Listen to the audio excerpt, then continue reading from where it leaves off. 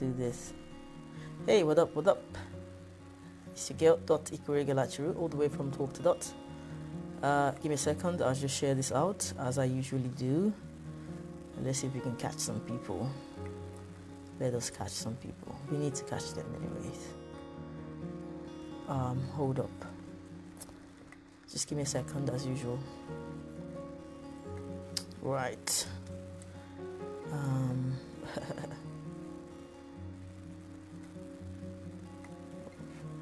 So how are you guys doing? How's everything going with the whole COVID-19 situation?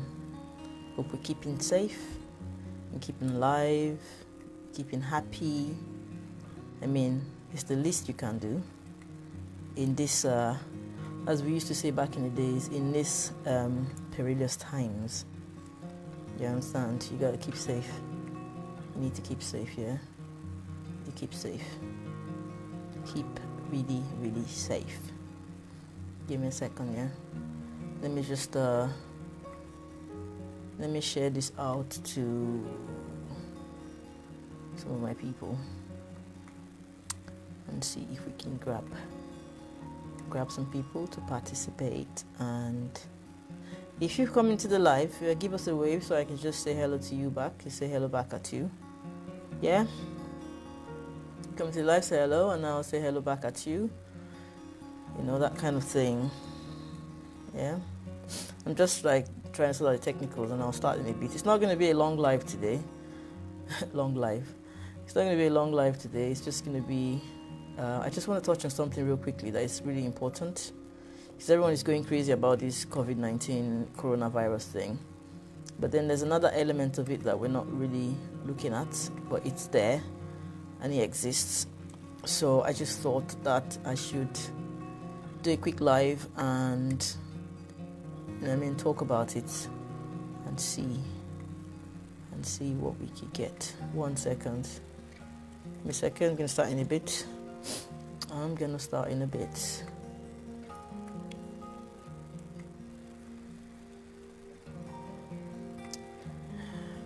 Right, why are we here today?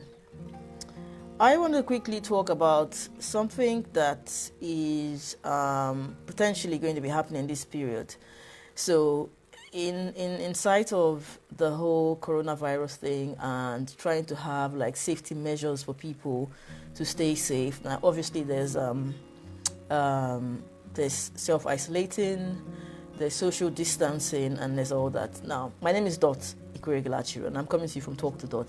On my channel, I take time to expose domestic abuse for what it is. I try to throw light on certain topics. I look at what the current situation is today in the world, and I look at topics that we need to touch on. So I was thinking in my head about this COVID-19 and the social distancing and the isolation and all of that stuff.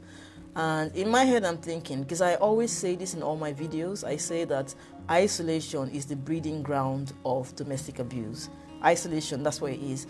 One of the techniques of an abuser is to keep you isolated from the world.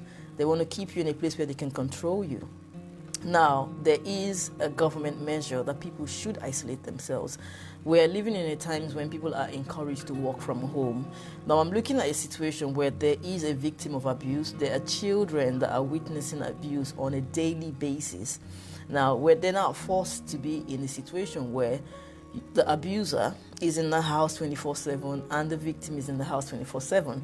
I see a rise and an escalation in the amount of domestic abuse cases. In fact, someone said in passing, and it is the truth of the matter, like some people will die this period, some people may be killed this period, and nobody will know about it because you know what? We're all social distancing ourselves. We're all encouraged to isolate ourselves, and there's really nothing we can do about it. Now, given the case in China where they had like a 14 days isolation, the stats shows that there was a spike, there was a surge in the amount of domestic abuse cases over those 14 days of isolation. You understand? An abuser will take that opportunity to like deal with their victim a bit more. The same thing is going on in the US. In the UK, we don't really have the stats and stuff like that. So this is not, with all the messages of fear and all of that going on, this is not another message to add to the fear and all that, but it's more like for us to be cautious I say this all the time. If you've never been a victim of abuse, you might not understand what I'm saying. If you've never been a prisoner in your own home, if you've never been on lockdown when every other person is free, if you've never been caged, you wouldn't understand. Now, the situation with this coronavirus is actually promoting isolation. Now, in a healthy, normal relationship, in a healthy, normal family, it's great. It's time for the family to bond together. It's time for you to get to know your children better. It's time for you to do stuff. Just catch up on life in general. Rest, do all that stuff. But in an abusive home, this is going to be hell for the person that is suffering already. Because in a normal world where they had the opportunity where for 6 or 7 hours a day the abuser goes out to work and stuff like that, now the abuser is not going anywhere. All of the frustration, all of the everything is going to be leashed on that person. The kids are going to be there witnessing it and all that. So, like I said, not to add to the already existing fear and the doom and gloom story, it's more like to raise an awareness that potentially this period there's going to be a spike in it. Now, I always try to do this thing where as much as I try to create awareness to people who may be living in an abusive situation, I also try to create awareness for those that are around them that look and see this thing. Now, you might have a sister or a friend or a colleague that you suspect something like this is going on. This is a time to reach out to them. Like, when we're all going to be isolated at some point, when we're all going to be at lockdown at some point, all we have is our communication. You can't go to the person's house, obviously. You can't do anything more than that. But what you could do is you could send that email. You could make that phone call to say, are you okay? Are you okay? Is everything fine? You want to check up on them. If it's someone you talk to or you used to see, but now you're not going to see them, you might want to keep in touch with them by phone or by social media or something just to know that they're still alive. Because trust me, right, some of these situations in abusive homes, they get really ugly in a normal world, and now we're in an abnormal situation where everyone is on lockdown. So everything is going on, and the stats are saying it that domestic abuse is increasing. So the other thing I wanted to say is that for someone who is living in an abusive situation, you know what your life has been like, and there wasn't this isolation period. This is the time for you to potentially speak up and tell people about what you're going through so they can check up on you and they might see how they can help you. This is not the time to keep quiet. Now, fine, you've developed a self-coping mechanism that has helped you to survive the abuse for so long. If you think that you can manage it for another period of time, then yeah, great. But it's not advisable. It's a time for you to speak up. I'm not saying pack up and run away, because in terms of, you have a lot of financial prohibitions, like you don't have the money to go in here potentially. But I'm saying that if you told someone about your situation, if you sent a secret email, if you made a secret phone call to say, this is my situation and this is what I'm going through, potentially somebody will see it and check up on you at least and see that you're all right. So literally, isolation is a very, very fertile ground. It's a very, very fertile ground for domestic abuse. And in China, like I said, the information and the report that's come through has said that within those 14 days, it spiked. It just went up through the roof, the cases of domestic abuse. Now, the shelters and all that are going to be overwhelmed, obviously. But then, it always starts from break the silence. Break the silence. Talk about your situation. Talk to someone. There must be that one person you trust. Either your friend, your sister, your colleague. Anonymous call to 111. Just make sure someone knows about it, because you don't know how long you're going to be in lockdown. You don't know how long your partner is going to work from home. You don't know how long these things are going to be going on. And obviously 24/7 with a person who is constantly abusive towards you, that hits you, that beats you, that insults you, that rages at you, it's going to get worse. And these are the stats. These are definitely the stats. Now, you need to understand that when it comes to abuse is about power and control. It's about controlling. So when you see that person that always needs to know where you are, needs to know what you're doing, know who you spoke to,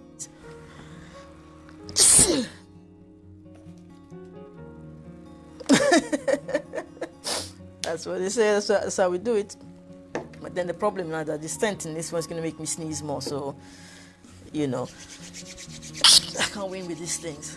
But yeah, abuse is about power and control over somebody. So normally that person that would always want to check your phone, want to know where you are, what you're doing and all that, those are all steps and the process in abuse. So now that they have you 24/7 in the house. They're not going anywhere. You're not going anywhere. The kids are not going anywhere. No one is coming to your house. This is lockdown in the house. Like I said at the beginning, the lockdown and the isolation for a normal family or a normal relation, that's great. It's a time to catch up, catch up on things, catch up on life, rest, relax, do stuff together. But in an abnormal situation, in an abusive relationship, it's not going to look nice in any way. So if you have a friend, you have a brother or a sister or someone, a colleague or someone you know or you suspect might be going through stuff like this might be the time to check up on them, just to make sure they're still alive and just to check on the situation. This might be the time to prompt that conversation with them to say, what's going on in your home? What's going on in your relationship? Because they need to break that silence, and sometimes they need a lot of encouragement to get them to talk about this thing. If you are in an abusive situation, know that it's not your fault and you're not alone. But then in this period, in these perilous times of COVID-19 and the lockdown and the isolation and the social distancing, which has been your life for a long time. You've been isolated, you've been asked to distance yourself socially, to break you down mentally, spiritually, physically, and all that, all your support. It's going to get worse now. This is a time when you need to sum up that courage, not towards your abuser, but to someone, and tell them, this is the reality of what I live in. This is my life and this is my situation. This is not the time to be quiet. This is a time to speak up and so like I said, my internet keeps cutting off. I don't know what's going on. So like I said, it's not going to be a long live today. I just wanted to touch on certain things. This is the time. 3 things. Isolation is the breeding ground of abuse. It gets worse, especially now. If you know someone that potentially might be going through an abusive situation, they've probably broken beyond repair, they can't talk, this is time to kickstart that conversation to find out from them what's going on. You need to get help and check on them to just make sure that they're fine and they're all right. Thirdly, if you are the one being abused and you've done this for a period of time, this is the time that you potentially need to break silence and talk to someone. I'm not saying pack up and run away. I'm saying this is the time you need to take that first step, which is talk to someone. You understand? Send that email, send that text message to someone and say, this is the situation, so they can check up on you and find out how you're doing. You understand? And like I always say, if you've never been a prisoner, you don't know what it means to be caged. If you've never been on lockdown, you don't understand. I was talking to someone today and people are freaking out about how we're going to stay in the house and not go anywhere.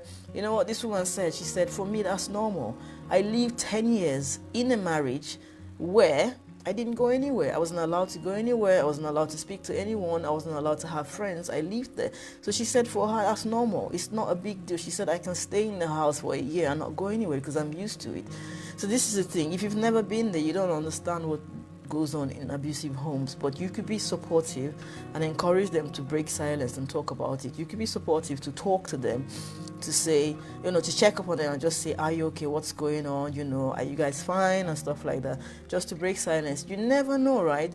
That one phone call you make might just be intercepting a battle or a punching session. I've called someone once, just randomly, and now one phone call saved that woman's life, because at the time I called her and the phone was ringing. I know both of them. I know the man and the woman, but I didn't know what's going on in the house. But that one phone call came in at a time when he was actually choking her and she was like but then my phone call was coming in and then they saw it and it just kept like when I ring people I just keep going. I'm one of those annoying people that I just ring and I just keep ringing, and they saw it and he was like, oh, okay, let me take the call and we're talking. And that was what broke it. He may have just strangled her to death because he was angry. So you never know. That one phone call might just save someone's life, So this is your girl, Dot Ikweregalachiru, all the way from Talk to Dot. And it's 10:58 p.m. at night. Why am I still awake? I don't know. But I just thought I'd drop this one out there and be aware, be mindful, be vigilant, and all that stuff. If you want to subscribe to my channel, it's Talk to Dot at YouTube, on YouTube. It's got IG and all that if you want to stay in touch. Facebook community is massive. Like my page, whatever. If you like the content, stay in touch. If you need to talk to someone, obviously, Talk to Dot. One love, peace, respect, guidance.